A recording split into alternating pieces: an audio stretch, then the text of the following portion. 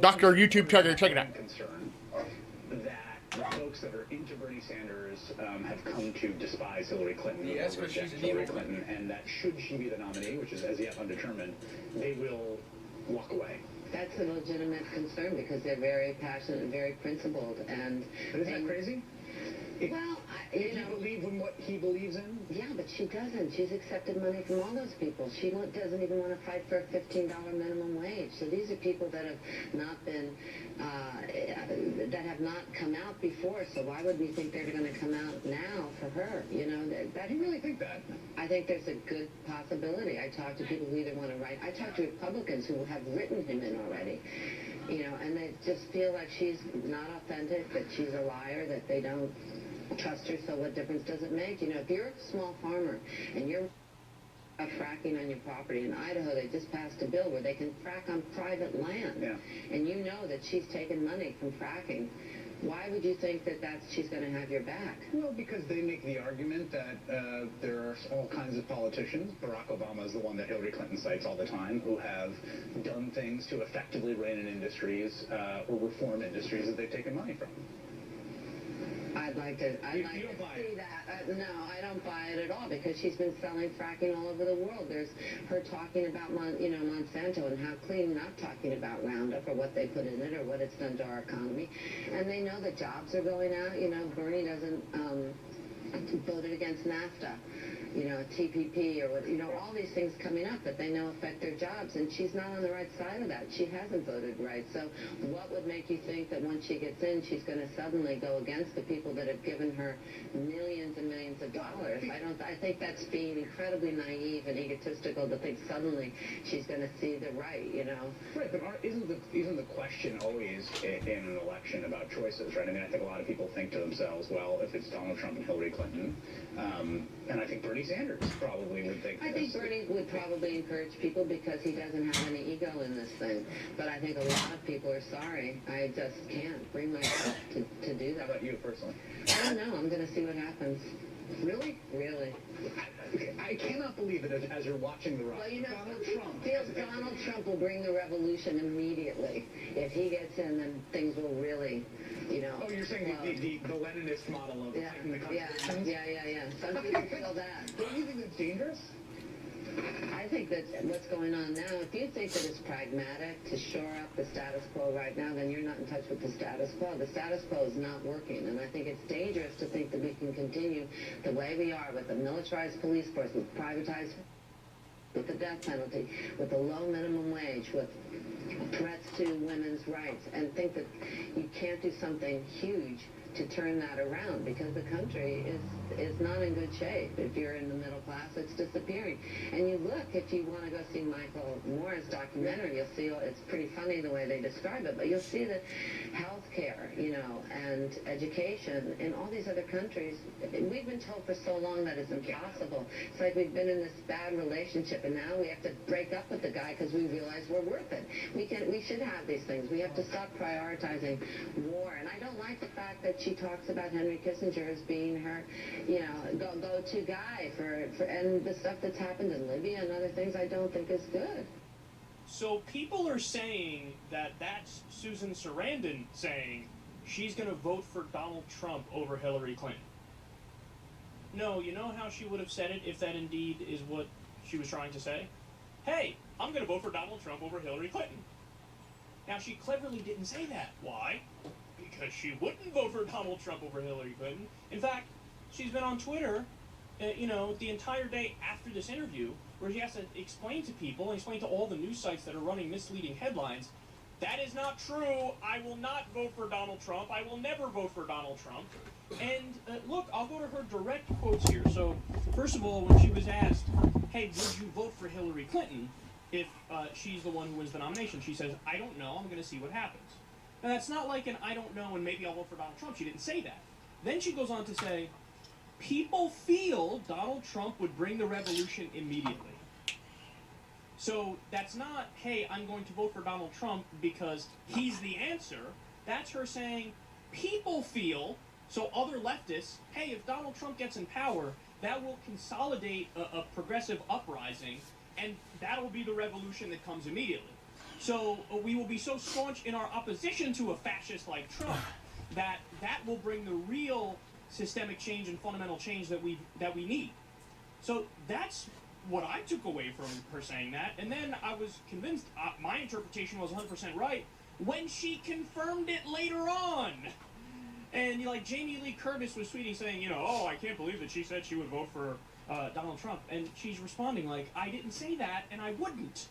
My point is that, quote, people feel Donald Trump would bring the revolution immediately, not because he's some sort of progressive lion, but because you would make the opposition come together and really be strong in our resistance, and then you'd have the uprising.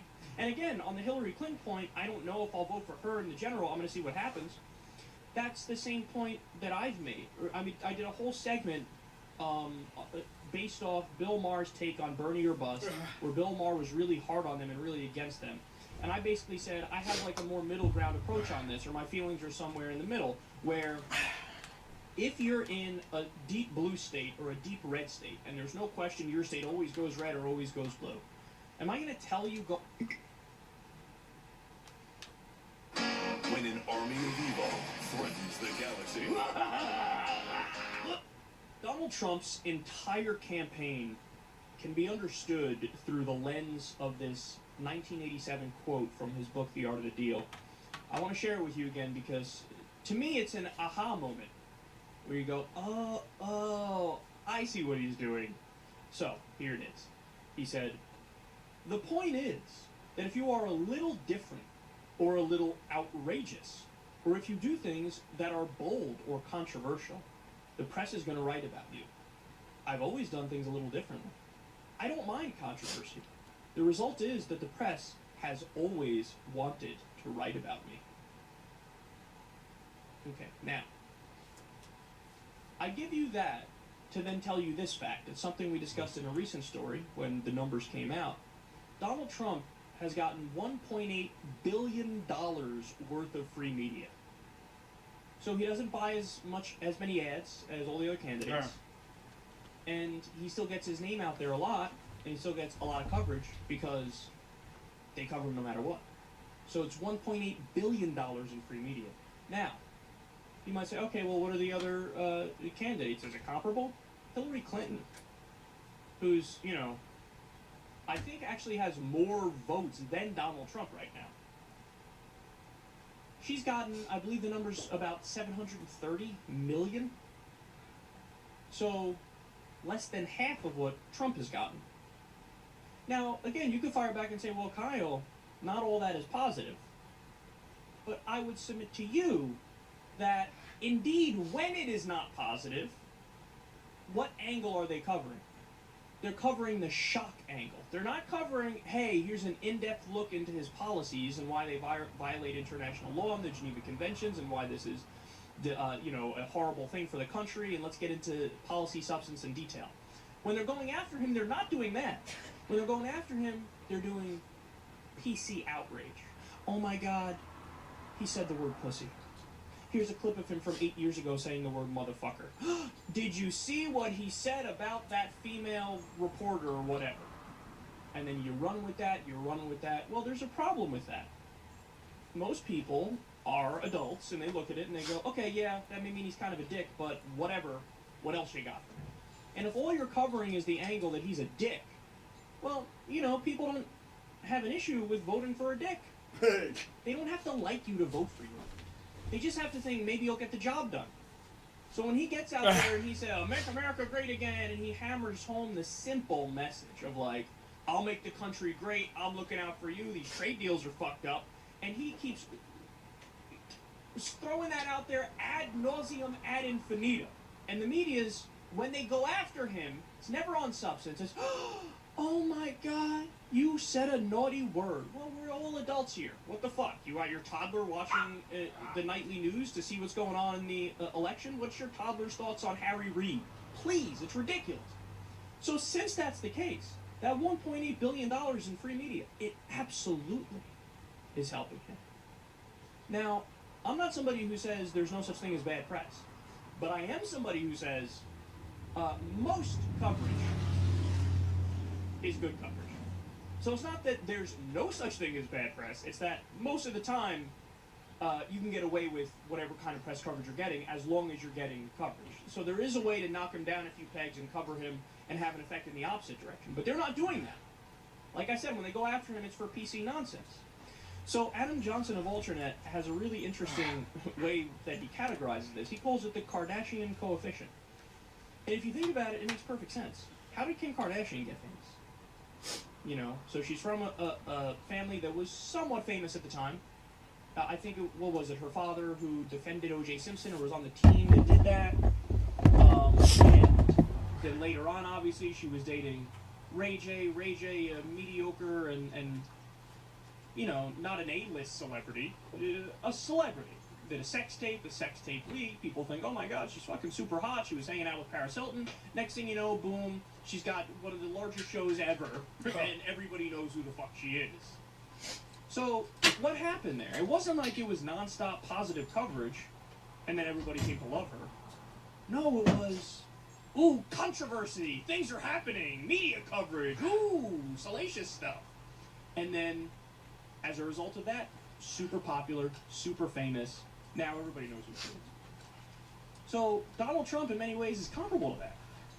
Daddy was famous, or daddy was super rich, so he was a spoiled little prick.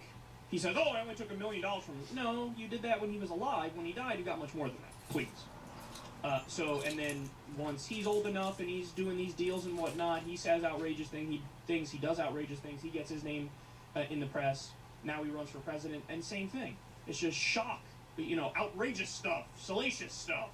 And people, this is different, this is interesting, this isn't like the other fake-ass politicians with their fake-ass rhythm and cadence and way of speaking, and their inflection over the proper syllable in the word, and their awkward pauses, like Ted Cruz does. When he says something, he says, you know, the American people, why are you pausing there? There's no need to pause there. Finish your fucking sentence. So people will look at Trump and they go, well, at least he's not that.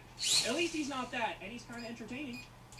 So as Matt Taibbi says, this has really just become a bad reality show. U.S. politics and this long election season, it's a bad reality show. And people look at the heel and they go, the heel is the most interesting character. The heel is stealing from wrestling phrases. That means the bad guy. But at least he's the interesting character. So he rises in the polls, and rises, and rises, and rises. And here we are today. So, Trump said it all the way back in 1987. I don't mind controversy. I don't mind doing things differently. I don't mind being bold. I don't mind pissing people off. And guess what? The media is going to cover me, and guess what? That's going to help me. You might think you're not helping me, but you are.